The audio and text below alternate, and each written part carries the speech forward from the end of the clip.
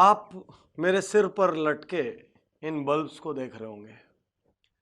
मैं जब भी बल्ब को देखता हूं तो मुझे थॉमस अल्वा एडिसन की याद आती है। थॉमस अल्वा एडिसन को जब वो छोटे थे तो उनकी स्कूल की टीचर ने उनको मंद बुद्धि कहा था और स्कूल से निकाल दिया था। और थॉमस अल्वा एडिसन के माता पिता को कहा था कि हमारी स्कूल में हम इसको नहीं पढ़ा सकते, ये बहुत मंद बुद्धि है और आप इसको घर में पढ़ाइए। थॉमस अल्वा एडिसन की मां ने उनकी बात को मानने से इनकार कर दिया और उन्होंने बोला मेरा बच्चा मंदबुद्धि नहीं हो सकता, मैं इसको घर में पढ़ाऊंगी। और थॉमस अल्वा एडिसन आज दुनिया के उन वैज्ञानिकों में से जाने जाते हैं जिनके नाम से मैक्सिमम इन्वेंशंस है, दुनिया के टॉप 10 में से एक।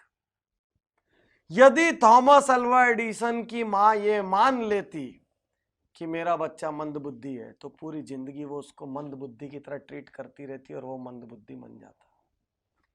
साथियों, इतिहास कौन रचता है? इतिहास वो नहीं रचते जो लोगों की बात सुन के मान लेते कि मैं कमजोर हूं, मैं हीन हूं, मैं नहीं कर सकता, मुझे नहीं आता। इतिहास वो नहीं रचते जो किसी दूसरे की राय के लिए अपने संकल्प छोड़ देते हैं। इतिहास वो नहीं रचते जो कोई दूसरा डिस्करेज करता है, डिसहार्टन करता है तो अपने टारगेट्स छोड़ देते हैं। इतिहास वो नहीं रचते जो कोई उनसे खराब व्यवहार करता है तो वो अपना अच्छा व्यवहार छोड़ देते हैं। इतिहास वो नहीं रचते जो जरा सा टॉर्चर पाके अपना टारगेट छोड़ देते हैं। इतिहास वो रचते हैं जो सहते हैं। इतिहास वो रचते हैं जो खड़े होते हैं। अभी अभी एक शानदार फिल्म आई दंगल, आपने देखी होगी। गीता बबीता, महावीर सिंह फोगाट, कैसे इतिहास रचा। जब महावीर सिंह फोगाट ने अपनी बेटियों को तैयार करना शुरू किया तो पूरे गांव ने मजाक उड़ाया। महावीर सिंह फोगाट ने उनको सुबह सुबह उठाया, उनके बाल कटवा दिए, उनके खाने पीने पर रोक लगा दी, सब कुछ किया। यहां तक कि उनके बच्चों ने उनको दुश्मन समझ लिया। और ऐसा ही कई बार होता है, ढेर सारे बच्चे अपने माँ बाप को दुश्मन समझ लेते। लेकिन एक दिन उनको समझ आया जब उनकी सहेली कहती है कि तुम्हारे पिता तुमको संतान तो समझते हैं कम से कम, इसलिए तुम्हारी फिक्र करते हैं। साथियों, महावीर सिंह फोगाट ने पहले इतिहास रचा है, गीता बबीता ने बाद में। महावीर सिंह फोगाट ने वो बीज लगाया, उनको सींचा, बड़ा किया, सारी दुनिया के तिरस्कार महावीर सिंह फोगाट ने कहे।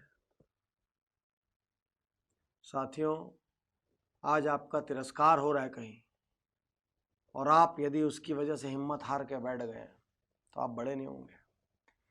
भरी गर्मियों में जिस सूरज का तिरस्कार होता है, सर्दियों में उसी सूरज का इंतजार होता है।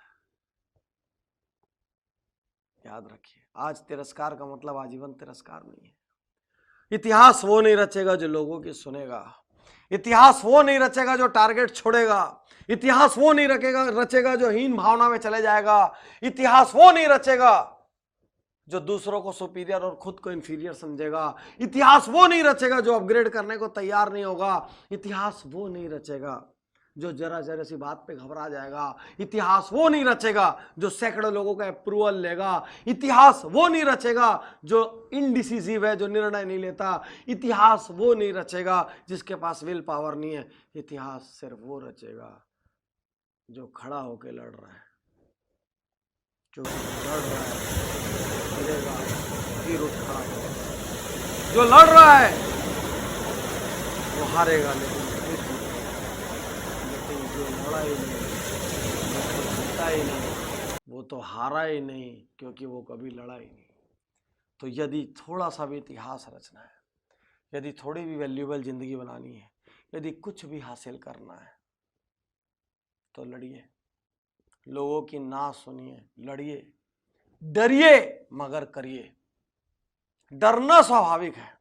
किसी बड़े काम को करते हुए डर लगता है, किसी संकल्प को पूरा करते हुए डर लगता है, किसी राह पे चलते हुए डर लगता है। दुनिया की बड़ी ऑनलाइन अखबार की मालिक एरियाना हफिंगटन कहती है मुझे बहुत डर लगता है, मैं डरती हूं, because fear is normal, but मैं फिर भी करती हूं क्योंकि उसको करना जरूरी है।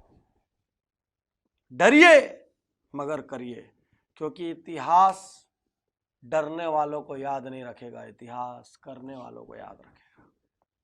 सम्मान डरने वालों का नहीं होगा, सम्मान करने वालों का होगा। करिए, कुछ करिए, ये जिंदगी आपकी है। कुछ ऐसा करिए कि लोग आपको याद करें, कुछ ऐसा करिए कि आपको अपने जीने पे गर्व हो। भले ही आपने किसी ने आप पे कुछ भी लेबल लगाए हो, आपके बारे में कितना ही हल्का बोला हो, जब थॉमस एल्वा एडिसन इस बल्ब का आविष्कारक मंद बुद्धि कहलाने के बाद इतिहास रच सकता है और हर टेक्स्ट बुक, हर बच्चा बच्चा उसका नाम जान सकता है, तो फिर आपका भी जान सकता है। शुक्रिया, धन्यवाद, थैंक यू।